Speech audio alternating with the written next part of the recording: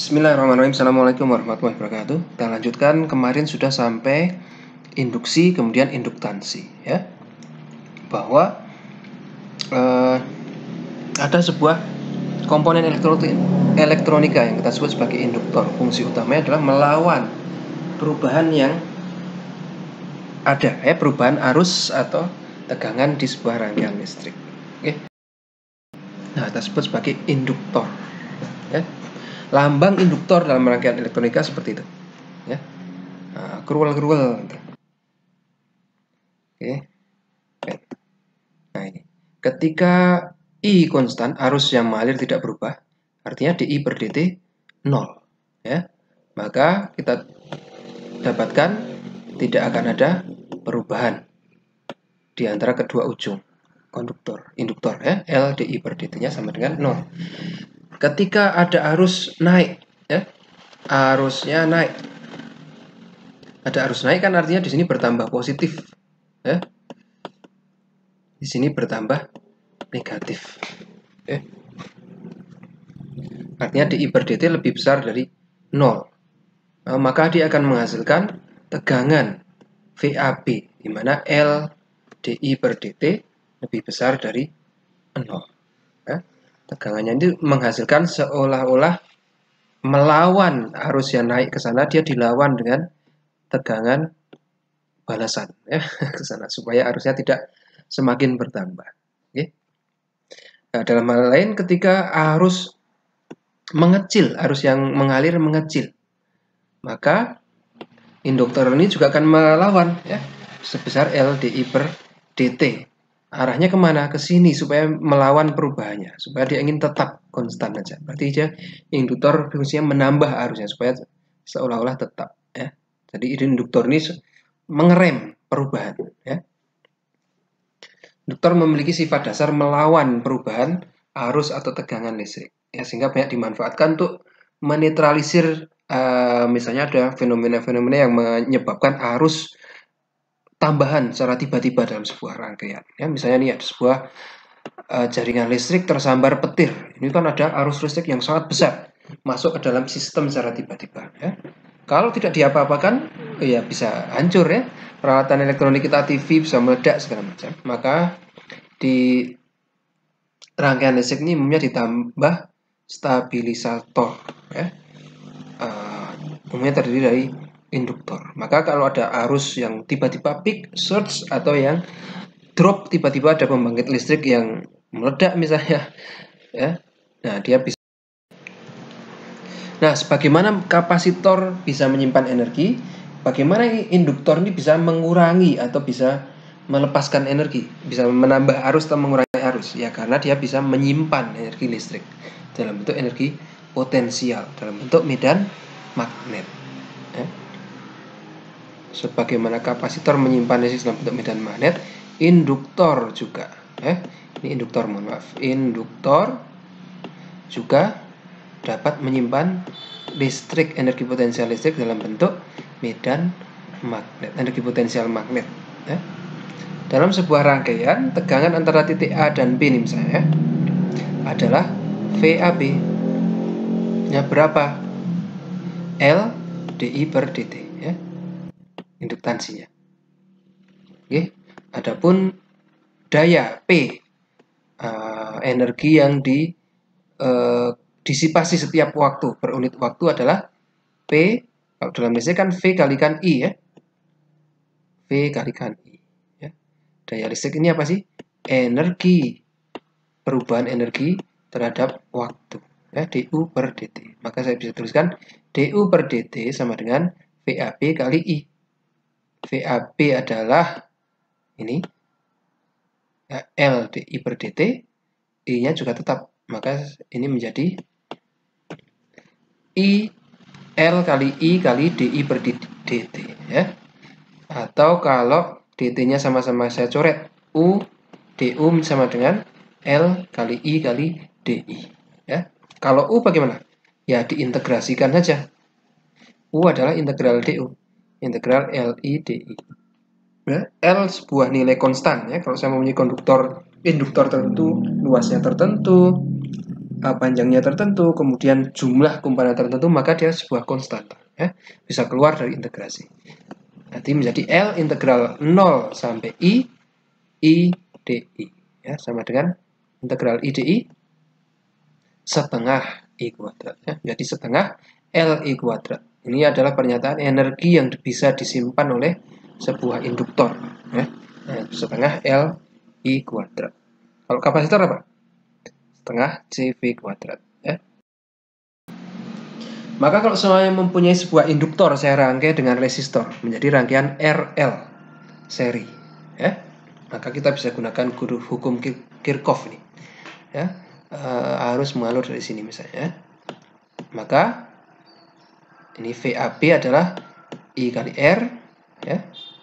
VBC adalah L DI per dt. Ya.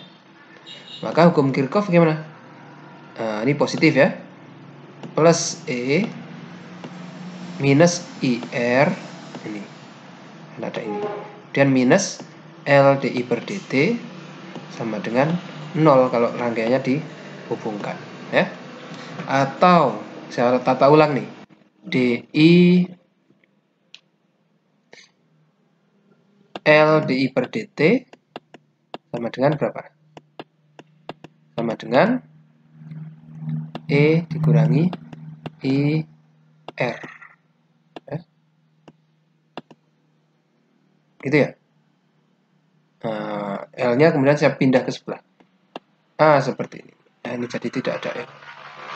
DI per dt sama dengan E dikurangi IR per L. Nah, saya tata ulang nih.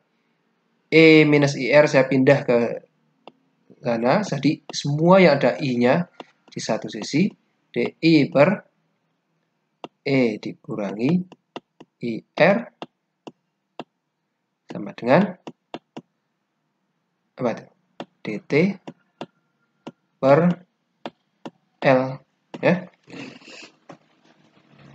Oke, saya integrasikan masing-masing sisi, kemudian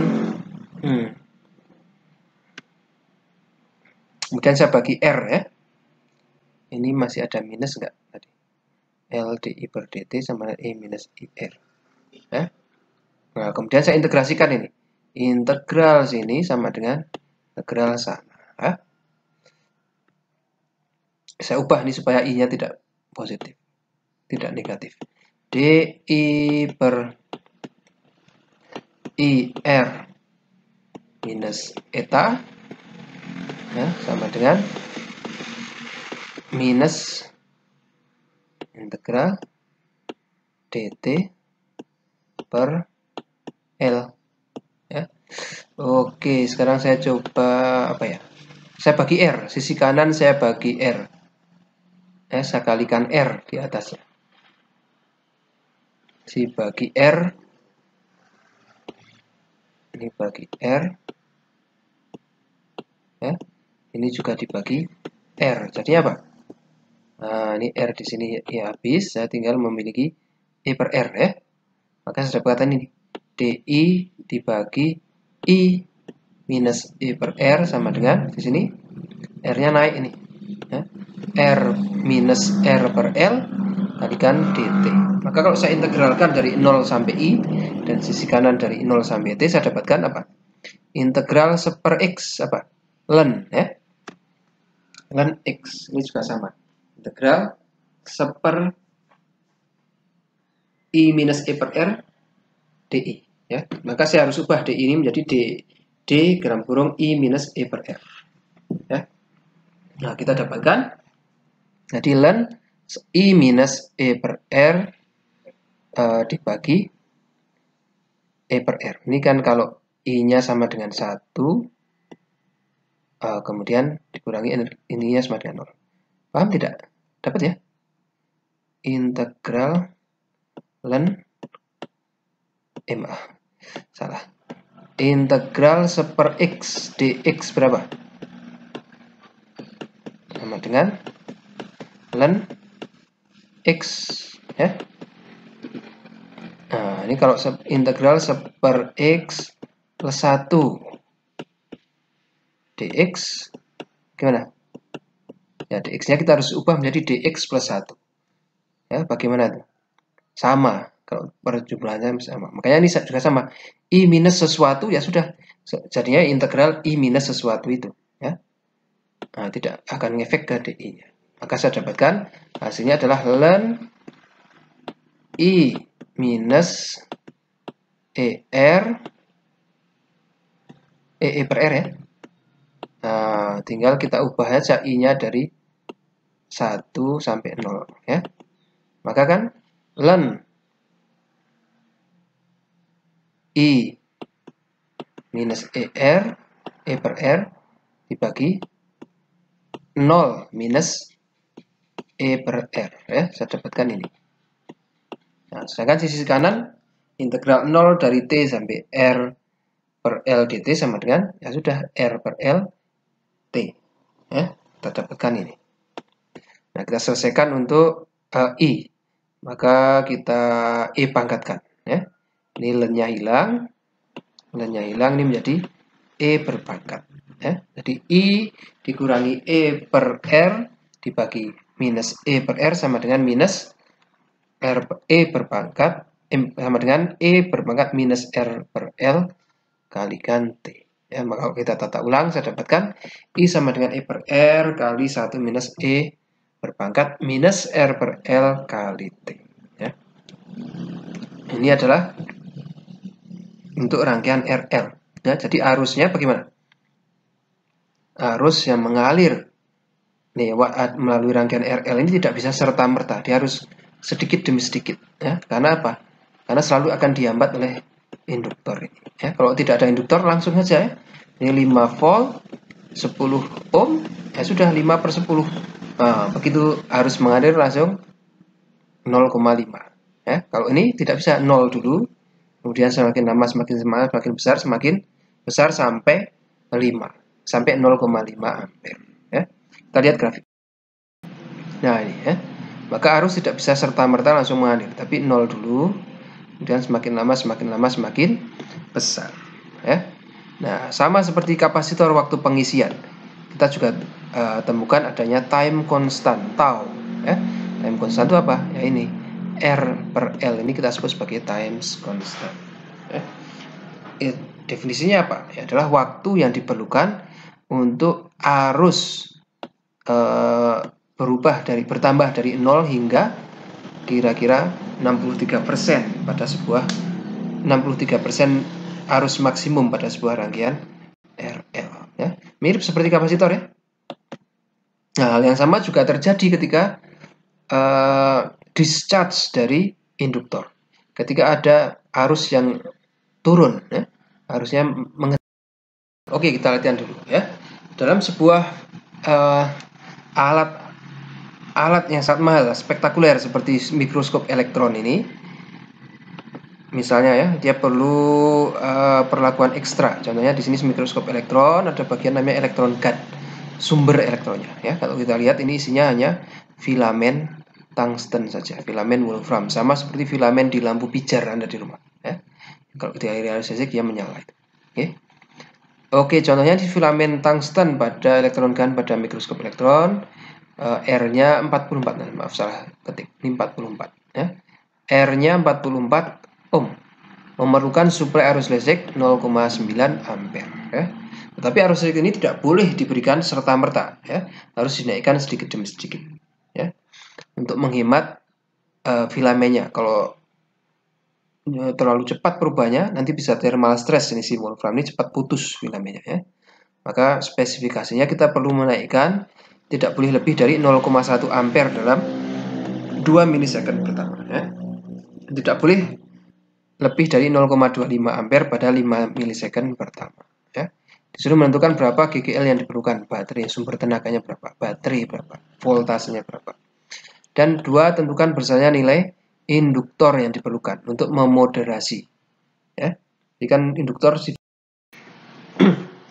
nah, hitung GGL adalah I kalikan R. Arus yang diperlukan 0,9,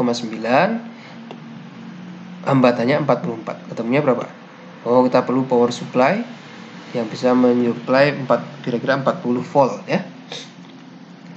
Tentukan besarnya nilai L yang diperlukan untuk memoderasi arus listrik. Ya, kita ambil aja persamaannya. I sama dengan E per R kalikan I1 kurangi E berpangkat minus R per L kali T. Ya. Maka kalau saya selesaikan, E dan R-nya saya bawa ke seberang sini. Jadi IR per E sama dengan 1 minus E berpangkat kurang minus, maaf salah T ya, berpangkat minus R per L kali T ya. Atau kalau saya ubah sininya, E berpangkat minus R per L kali T sama dengan 1 dikurangi IR per epsilon ya, sehingga minus kok minus RLT. Oh ya, sehingga kalau saya lenkan dua sisinya ini menjadi len. Nah, capainya seperti ini ya. Len E berpangkat minus R per LT, hanya saya tinggal minus RT per L sama dengan len 1 minus IR per E ya. Tinggal saya selesaikan saja nih. Nah, L sama dengan minus RT dibagi len sekian ya. Maka kita cek pada saat T2ms arus yang mengalir tidak boleh lebih dari 0,1 ya. Saya masukkan aja nih. R-nya 44, waktunya 2 milisecond. Len 1 minus arusnya tidak boleh lebih dari 0,1, R-nya 44, E-nya 39,6. Saya ketemu 0,826 Henry ya. Nah, ini cocok untuk 0,1.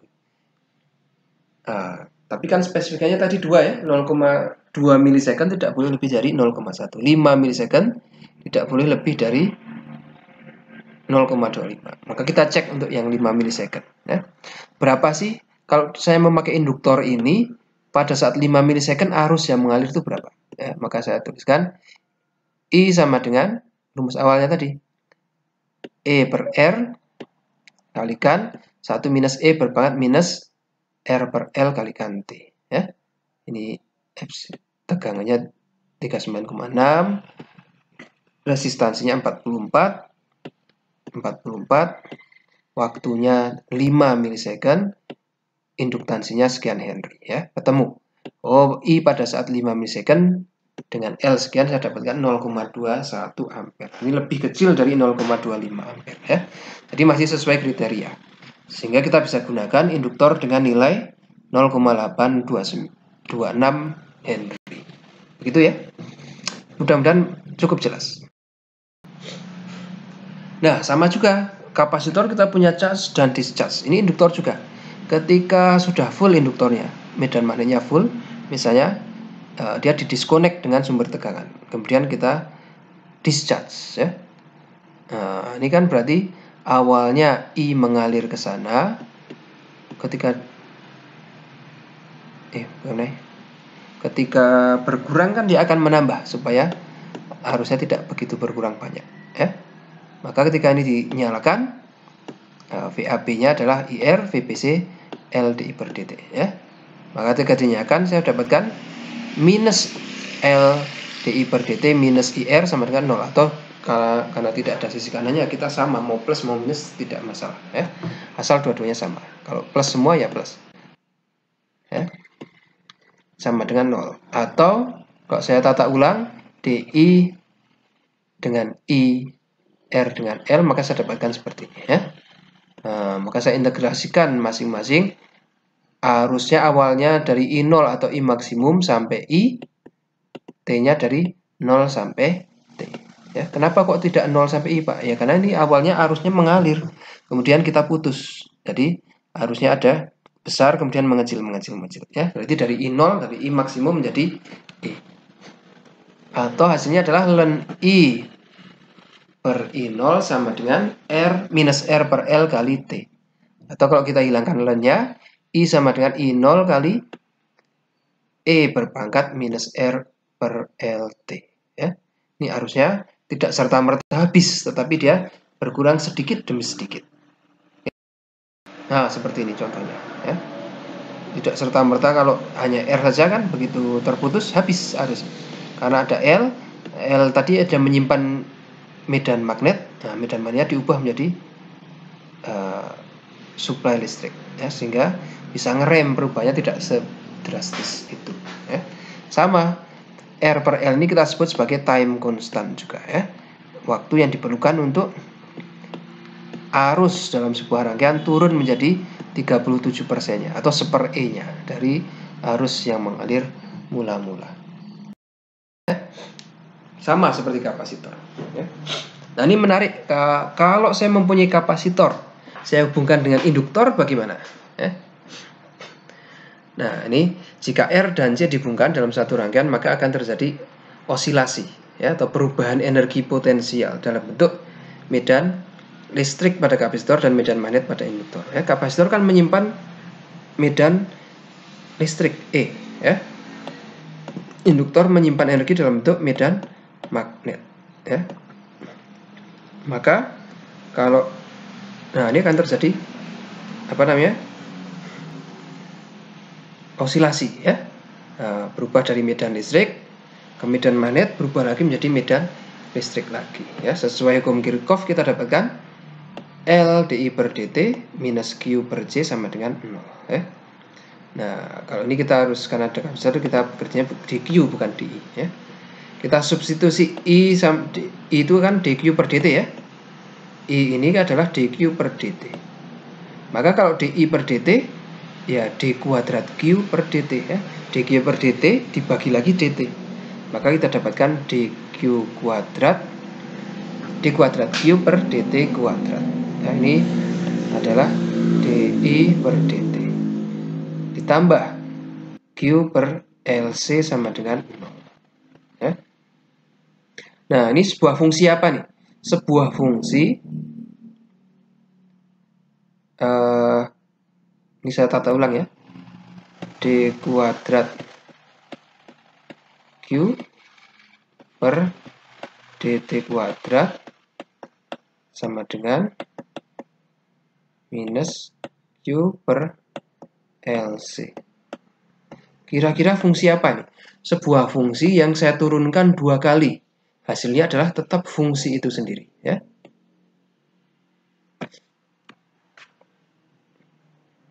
Nah, ini seperti bandul dan tali, ya. Bandul matematis. Ini kan berarti sebuah fungsi sinusoidal. Contohnya adalah cosinus, ya, atau sinus. Misalnya sebuah fungsi sin X, ya. Saya turunkan dia menjadi apa? Cos X, ya. Kalau saya turunkan lagi, artinya diturunkan 2 kali, dia menjadi minus sin X, ya. Nah, ini juga sama. Sebuah fungsi yang diturunkan 2 kali, hasilnya fungsi itu sendiri. Maka kita bisa gunakan ini sebagai pendekatan sinusoidal, ya, fungsi sinus misalnya, ya. Terjadi osilasi perubahan energi potensial dalam bentuk medan listrik pada kapasitor dan medan magnet pada induktor, ya. Ini persamaan gerak harmonik sederhana, okay. Maka kecepatannya berapa? Ini misalnya saya mempunyai sin omega, ya, sin omega t, ya, sama saya mau omega t saja. Oke, sin omega t, maka turunan pertamanya adalah omega cos omega t, ya. Turunan keduanya min omega kuadrat sin omega t, ya. Karena di sini saya dapatkan 1/LC minus 1/LC ini berarti sama dengan minus omega kuadrat, ya. Dapat paham, ya? 1/LC sama dengan minus omega kuadrat. Berarti omega kuadrat sama dengan 1/LC. Kalau demikian omega sama dengan 1/akar LC, ya. Ini kita sebut sebagai kecepatan dari gerak sinus. Tadi kan sinus medan magnet berpindah medan listrik menjadi medan magnet, jadi medan listrik lagi, jadi medan magnet lagi, jadi medan listrik lagi. Ini berubahnya seberapa cepat? Nah, kecepatannya ini, kecepatan sudutnya. Ya, kecepatannya adalah seperakar dari LC. Ya. Nah, itu gerakannya. Oke. Nah, kalau saya gabungkan ketiganya bagaimana? Ada R, ada L, dan ada C. Ya. Nah, ini masih seperti osilasi juga. Niat dari sini akan terjadi osilasi juga ke sana, ke sini lagi, sana lagi, dan ke sini lagi. Ya. Tetapi karena ada R ini di mekanik berfungsi seperti gesekan. Ya. Jadi lama-lama osilasinya semakin kecil, semakin kecil, semakin kecil, semakin kecil, semakin kecil, dan nol habis. Ya. Kalau secara matematisnya kita tulis sebagai hukum Kirchhoff, IR ini untuk R, minus L dI per dt untuk L, dan Q per C untuk C sama dengan 0. Ya.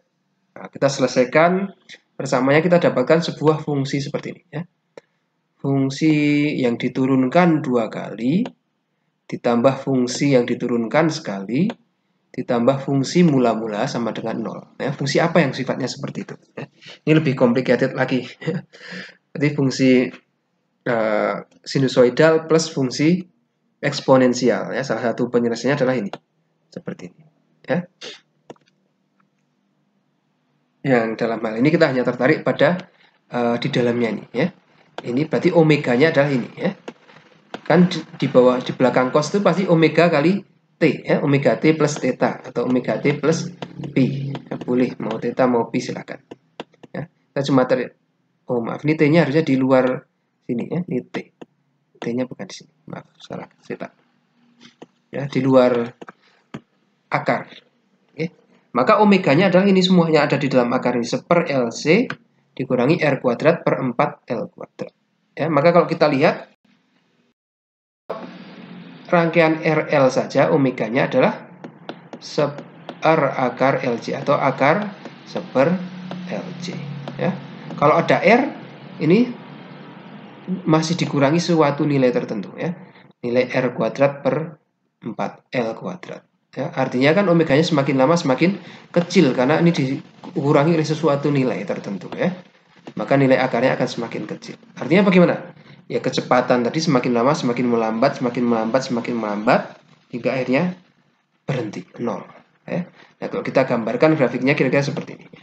Awalnya kan cepat ini, kemudian makin melambat, melambat, melambat, melambat, melambat, melambat, melambat, 0. Ya. Kita sebut sebagai osilasi yang terdamping, yang diredam, osilasi yang teredam. Ya. Nah, oke, itu terkait tentang induktor. Ya, dengan ini kita menyelesaikan bahasan di induktansi. Oke. Oke, kita tutup dengan hamdalah bersama-sama. Alhamdulillahirrahmanirrahim. Assalamualaikum warahmatullahi wabarakatuh.